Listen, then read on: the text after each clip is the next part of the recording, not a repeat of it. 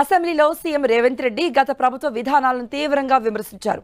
BRS ప్రభుత్వ నిర్ణయాల వల్లే కృష్ణా బోర్డు విషయంలో తెలంగాణకు అన్యాయం జరిగిందని ఆరోపించారు. రైతు బంధు డబ్బులను గత ప్రభుత్వం ఎప్పుడెప్పుడు ఇచ్చిందో తేదీలతో సహా తెలిపారు. కేంద్రం తప్పు చేస్తే దమ్ముంటే ఢిల్లీకి వెళ్లి నిరసన చేపట్టాలన్నారు సీఎం. యాసంగి పంటకు రైతు బంధు వేయడానికి 9 నెలల నాటి ప్రభుత్వం తీసుకున్నది అధ్యక్ష. వీళ్ళ చరిత్ర ఇక మీ కరోనా వచ్చిందో ఇంకా మీ కర్మ కాలిందో నేనేం చెప్తా కానీ 2020-21 అధ్యక్ష 25/12/2020 నాడు మొదలుపెట్టి 22/4/2021 4 నెలలు పట్టింది అధ్యక్ష.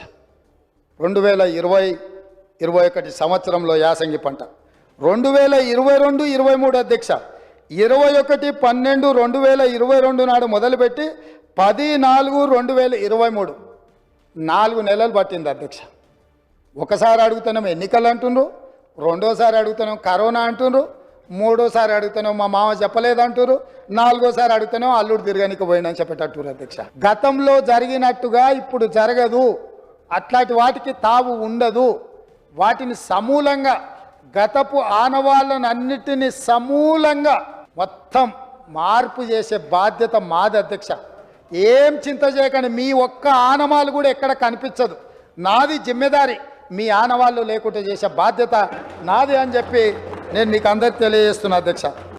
స్పష్టంగా తెలంగాణ హక్కులను కాపాడడానికి మేము కొట్లాడుతుంటే మా కాళ్ళకు తాళ్ళు పెట్టి కాళ్ళలో కట్టెబెట్టి మమ్మల్ని బోర్ల పడేయాలని వీళ్ళ తాపత్రయం ఏంది అధ్యక్ష. గుంజుకుంటా అన్నది ఎవరు అధ్యక్ష? నరేంద్ర మోడీ గుంజుకుంటా అన్నాడు. మరి వీళ్ళు ధర్నాలు చేయాలంటే ఏడు చేయాలి అధ్యక్ష? నల్గొండలు ఉంటాడా నరేంద్ర మోడీ? ఏడుంటాడు అధ్యక్ష? ఢిల్లీలో ఉంటాడు. శాతనైతే కల్వకుంట్ల చంద్రశేఖరరావు గారు, తన్నీరు హరీష్ రావు గారు, కల్వకుంట్ల తారక రామారావు గారు ముగ్గురు పోయి జంతర్ మంతర్లో ఆమరణ నిరాదీక్ష చేయమను. మేము వాళ్ళని పోలీసులు తీసుకెళ్లకుండా వాళ్ళు అమరులు అవ్వడము లేకపోతే హక్కులను సాధించడము వరకు ఈ ప్రభుత్వం అండగా నిలబడుతుంది. వాళ్ళ ముగ్గురిని ఢిల్లీలో నరేంద్ర మోడీ తప్పిదాల మీద దౌర్జన్యం మీద ధర్నా చేయమనుండ్రు. కానీ నరేంద్ర మోడీతో కొట్లాడుతున్న మా కాళ్ళలో కట్టబెట్టి బోర్లు పడేస్తే ఎవరు అధ్యక్ష? కృష్ణా ప్రాజెక్టులను అప్పచెప్పిందని, కృష్ణా ప్రాజెక్టులను మొత్తం కాంగ్రెస్ వాళ్ళు వస్తేనే కాకెత్తుకపోయిందని, లేకపోతే కేంద్రానికి మేమేదో రాసి చేసినామని అసలు ఏం మాట్లాడుతున్నారు అధ్యక్ష? అసలు ఏమైనా బాధ్యత అనేది ప్రతిపక్ష పార్టీగా 1% వాళ్ళు నిర్వహిస్తున్నారా? ఆ రోజు ఇక్కడ ఉన్నోళ్ళం ఎవరం మేము ఎంపీలం కాదు అధ్యక్ష. ఎవరు అధ్యక్ష ఆ రోజు సభలో సభ్యులు? కల్వకుంట్ల చంద్రశేఖరరావు గారు ఎంపీ. ఆ బిల్లు వచ్చినప్పుడు ఇటు లోక్సభలో కానీ అటు రాజ్యసభలో కేశవరావు గారు కానీ ఆ అంశాన్ని ప్రస్తావించి అభ్యంతరం పెట్టాల్సిన సందర్భంలో ఈ బిల్లును మేమే పాస్ చేయించినాం, మేమే తెచ్చినాం. దీన్ని రాసేటప్పుడు అందరు మాతోనే మాట్లాడారు, మొత్తం నా సూచనల మేరకే రాసిందని చెప్పారు అధ్యక్ష.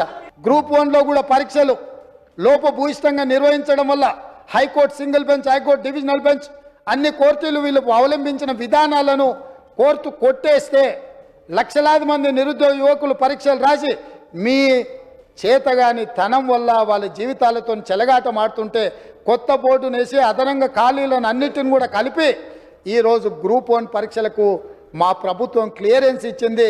తొందరలోనే నోటిఫికేషన్ ఇచ్చి వీళ్ళ వల్ల వయసు మీద పడ్డ వాళ్లకు 46 సంవత్సరాల వరకు ఉద్యోగ అప్లికేషన్ పెట్టుకోవడానికి అర్హత కల్పించి వయసుకు కూడా మినహాయింపునిచ్చి మా ప్రభుత్వం నిరుద్యోగ యువకుల్ని ఆదుకోవాలన్న ఆలోచనతోని మేము ముందుకు వచ్చినాం అధ్యక్ష.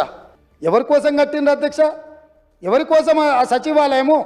ప్రజాప్రతినిధుల కోసం, ప్రజల సందర్శన కోసం కాదా? ఎవరు ఆస్తి అది? ఎవరి కోసము? ఎవరి పరిపాలన అక్కడి నుంచి జరగాలి అధ్యక్ష? ప్రజలే రానియని ప్రగతి భవన్లు, ప్రజలనే రానియని సచివాలయాలు ఈ తెలంగాణ రాష్ట్రంలో ఎంతకాలం సాగుతాయని వాళ్ళు విర్రవీగుతున్నారు అధ్యక్ష. అందుకే ప్రగతి భవన్ గోడలు బద్దలు కొట్టినము, సచివాలయం గేట్లు బార్లా తెరిచినము, ప్రజాప్రతినిధులందరినీ రమ్మని చెప్పినాము, వాళ్ళు చెప్పేది వింటామని చెప్పినాము, మానవత్వంతో సమస్యల్ని పరిష్కరిస్తామని చెప్పినాము.